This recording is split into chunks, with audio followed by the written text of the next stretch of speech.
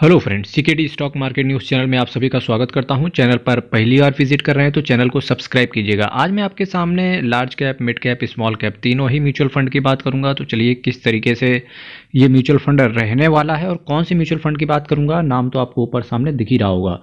Net asset value की बात करेंगे सबसे पहले तो देखिए 70 रुपये का इसका NAV है, बहुत सस्ता है। एक साल में बात करेंगे 38% का CAGR है, 3 साल में 23% का, 5 साल में बात करेंगे तो देखिए 20% का, 5 साल में 24% का, एक साल में 38% का CAGR। किसी भी म्यूचुअल फंड से जब आपको रिटर्न मिलता है तो वो फ्लक्चुएशन के साथ मिलता है, सिंपल सी बात है, क्योंकि म्यूचुअल फंड कहीं ना कहीं इनडायरेक्ट तरीके से शेयर मार्केट से रिलेट करता है, क्योंकि अल्टीमेटली आपका पैसा शेयर मार्केट के अंदर लगा रहता है। फ्लेक्सी कैप कैटेगरी से रिलेटेड मैं आपके सामने चर्चा करके चल रहा हूँ। तीसरे नंबर पे मिला हुआ है इसको रेटिंग, ठीक है। अगर आप टॉप 3 में रखेंगे तो तीसरे नंबर पे पारंपरिक फ्लेक्सी कैप की बात आती है, पहले नंबर पे क्वांट के फ्लेक्सी कैप की बात आती है। वैल्यू रिसर्च ने इस म्यूचुअल फंड को 5 आउट ऑफ 5 रेट किया है। राज मेहता, राजीव ठक्कर, रुकुन ताराचंदानी साहब एंड मानसी कारिया, ये साहब आपके पैसे को मैनेज करके चल रहे हैं। 3 महीने में देखेंगे तो 13% का एब्सोल्यूट आया है, 6 महीने में 16% का, एक साल में 38% का, ठीक है, 3 साल में 88% का, 5 साल में 196% का, 10 साल में 536% का। अब जिनका पैसा स्मॉल कैप के अंदर लगा हुआ होगा तो वो कहेंगे यार सीकेटी जी स्मॉल कैप तो 10 साल में 10 गुना कर देता है, 8 गुना कर देता है, 7 गुना, ठीक है, पर इसने तो केवल 5 गुना किया।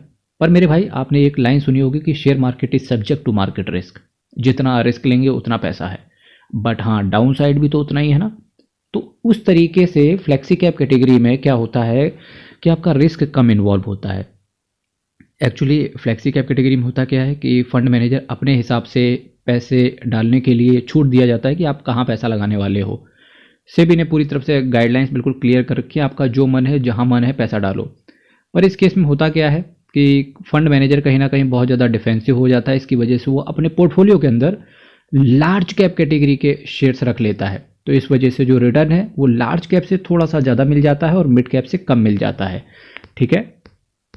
और जब रिस्क कम ले रहे हैं, पैसे में सिक्योरिटी रहती है। जो लोग नए हैं, जिन्होंने कभी देखा नहीं कि 10 लाख रुपए उनका 5 लाख बच गया, 4 लाख बच गया, यानी कि 7-8 लाख खत्म हो गया, तो ऐसे लोगों के लिए कहीं ना कहीं ऐसे म्यूचुअल फंड के साथ चलना स्टार्ट करना सही रहता है, क्योंकि धीरे धीरे अल्टीमेटली उन्हें भी पता चलेगा कि कोई भी म्यूचुअल फंड हो, चाहे स्मॉल कैप हो, मिड कैप हो, लार्ज कैप हो, फ्लेक्सी कैप हो, हाइब्रिड फंड हो, मल्टी एसेट एलोकेशन फंड हो, टैक्स सेवर फंड हो, पेंशन फंड हो, कोई भी फंड हो, जितना आप उसे टाइम दोगे उतना वो आगे आपको रिटर्न बना के देगा।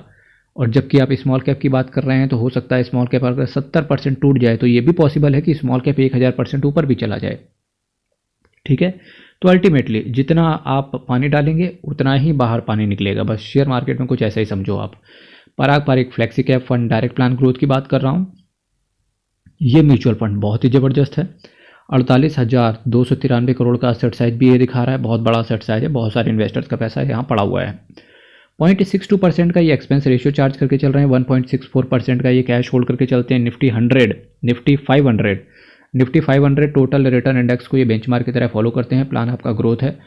एग्जिट लोड से रिलेटेड यहाँ कहानी केवल इतना समझना कि इस म्यूचुअल फंड के अगर आप साथ रहेंगे तो आपको मिनिमम इस म्यूचुअल फंड को 2 साल देने पड़ेंगे। अगर आपने नहीं दिया तो एक एग्जिट लोड पड़ जाएगा, ठीक है, तो इस चीज़ पर आप ध्यान रखें।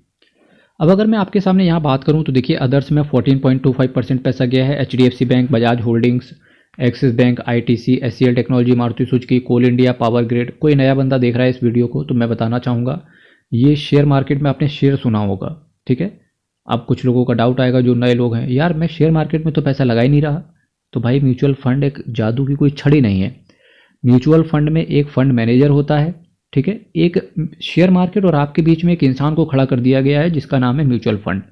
यानी कि म्यूचुअल फंड आपके बिहाफ पे, यानी कि जिसे आप बोल सकते हो फंड मैनेजर आपके बिहाफ पे स्टॉक मार्केट के अंदर पैसे डालता है, ठीक है। वहाँ से जो रिटर्न बनता है वो अपना कमीशन काट के आपको पेमेंट कर देता है। तो इस वजह से अल्टीमेटली म्यूचुअल फंड में रिटर्न आपको अच्छा मिलता है as compared to fixed income वाली जो स्कीम होती है। ICICI बैंक, तो ये शेयर्स हैं, ठीक है, ये शेयर्स हैं। Microsoft corporation US, alphabet incorporation. Microsoft का नाम तो सभी ने सुना होगा, अल्फ़ाबेट का नाम गूगल है, Amazon, Facebook, Balkrishna industries, NMDC, Motilal Oswal financial services, CDSL, multi commodity exchange यानी कि MCX, Infosys, IEX, Kotak Mahindra, Zydus life science, doctor Reddy's lab, Cipla limited, Ipca laboratory, UTI AMC, ICRA limited, Oracle financial, NMDC steel, Maharashtra scooters, Axis bank, State Bank of India, NABARD, Reserve Bank of India, Tata consultancy, United Spirit, Bank of Baroda, Canara bank, Tata Motors, Tech Mahindra, HDFC life insurance, Reliance industries, Hindustan Unilever, IndusInd bank, Bajaj finance. अब कई बार investors का एक doubt आता है कि यार बताओ, मुझे ज़्यादा नॉलेज है नहीं तो मैं शेयर मार्केट में पैसा लगा नहीं पाता, और जिस तरीके से लोग रील दिखा रहे हैं आज की डेट पे, ट्रेडिंग करो, किसी ज़माने में 2 रुपये डाला होता तो आज टाइटन में 2 करोड़ होता, है ना। तो इस तरीके का रील भी सुनते होंगे कि भाई मुझे तो कुछ आता नहीं है, तो मैं केवल म्यूचुअल फंड के माध्यम से लगा रहा हूँ पैसा। यकीन मानना आज की डेट पे ना आना भी बहुत कुछ है। आप सिंपल है, आपका जो काम है आप वहाँ पर फोकस कीजिए, जॉब पर या बिजनेस पर, एज द केस में भी। अल्टीमेटली आपका पैसा शेयर्स में ही पड़ा हुआ है। कोई कहे आपके पास रिलायंस है तो बिल्कुल बोल देना भाई रिलायंस है, क्योंकि देखो सामने पड़ा हुआ है।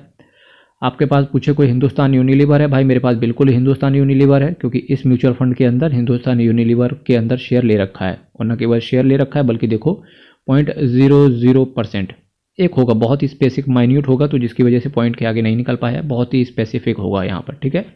तो इन चीज़ों का आप ध्यान रखो, अफसोस नहीं करना है, क्योंकि अल्टीमेटली आपका पैसा शेयर मार्केट के अंदर ही, पर्टिकुलर शेयर्स के अंदर ही लगा हुआ है।